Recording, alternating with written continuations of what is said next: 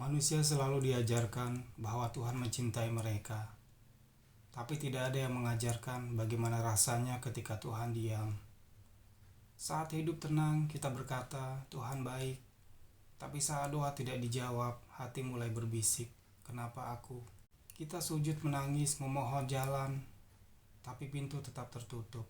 Bukan karena Tuhan tidak ada, tapi karena manusia hanya mengerti cinta Tuhan saat dikabulkan dan menyebutnya ujian saat dihancurkan. Aneh ya, manusia bilang imannya kuat, tapi hatinya hancur hanya karena doa tidak dijawab dalam waktu yang ia inginkan. Kita memohon kekuatan, tapi mengutuk takdir saat kekuatan itu datang dalam bentuk cobaan. Kita meminta kebijaksanaan, tetapi menangis saat kebijaksanaan datang melalui kehilangan.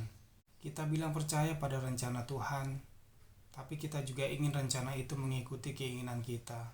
Dan ketika kita jatuh ke titik paling gelap, kita bertanya dengan suara yang tidak pernah kita akui pada orang lain.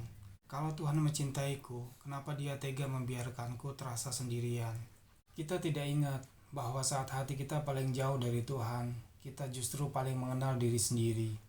Kita tidak ingat bahwa saat pintu dunia menutup, kita baru sadar hanya Tuhan yang tersisa. Tapi manusia itu sadis. Ketika bahagia, ia lupa pada Tuhan. Ketika hancur, ia menyalahkan Tuhan. Ketika ditolong, ia hanya berterima kasih sebentar. Ketika diuji lagi, ia menangis seolah Tuhan tidak pernah menyelamatkan sebelumnya.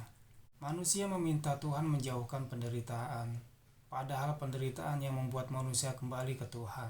Karena jika hidup selalu indah, tidak ada manusia yang akan ingat untuk berdoa.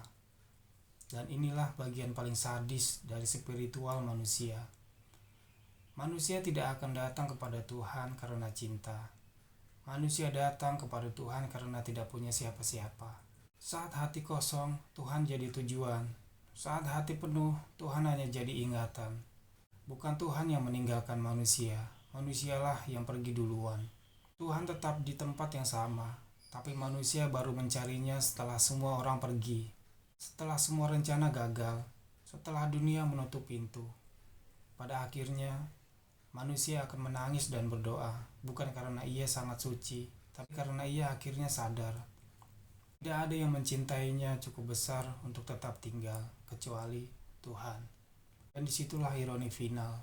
Manusia membutuhkan Tuhan paling dalam, bukan saat ia sujud, tapi saat ia hancur. Karena hanya reruntuhan yang memaksa manusia untuk melihat ke langit.